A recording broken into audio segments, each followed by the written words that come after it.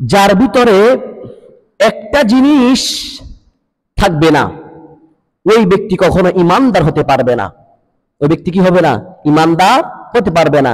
এখন যদি ইমান আপনার না থাকে, তাহলে আপনি যদি 50 বছর যদি আমল করেন, ওই আমলের কোনো মূল্য হবে না। কেননা আমরা যখন সংখ্যা লিখি একের সাথে শূন্য দিলে কত হয়? 10, আর একটা শূন্য দিলে 100 হয়।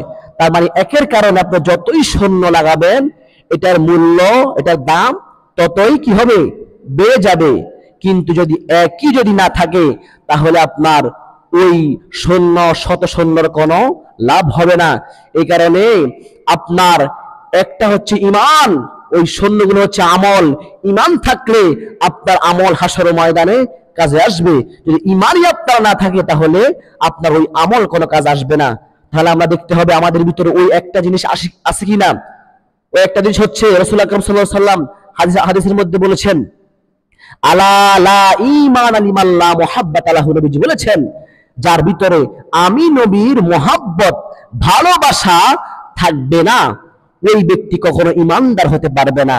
তো যার ভিতরে মোহাব্বত, রাসূল সাল্লাল্লাহু আলাইহি ওয়াসাল্লাম মোহাব্বত থাকবে, ওই ব্যক্তি হচ্ছে ইমানদার, ওই ব্যক্তি হচ্ছে মুমিন।